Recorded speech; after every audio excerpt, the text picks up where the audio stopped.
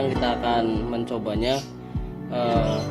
Sini nanti kita akan kasih air di bak ini. Di sini juga ada pompanya. Kemudian ini ada fan, dimana di sini adalah saringan, memakai saringan ikan ya, yang biasa untuk saringan ikan, untuk nanti airnya akan disalurkan ke situ melalui selang ini, dan selang ini sudah kita bolongi bawahnya, bagian bawahnya.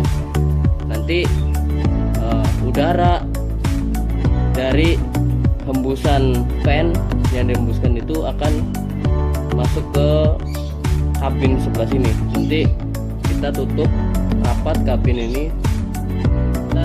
Kita akan tambahkan air di sini secukupnya ya, sampai pompanya itu terendam.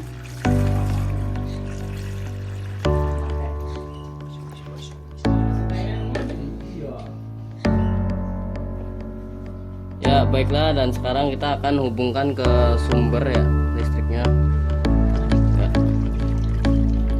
Nah, dari sini si airnya itu akan mengalir ya, dan otomatis di sini ada hembusan dari fan ya, yang ke air itu. Dan nanti kita akan menutupnya di sini. Ya, ditutupnya ini kita sudah kasih sekat untuk di bagian sini ya, supaya si udaranya tidak masuk ke bagian yang kabin sebelah sini.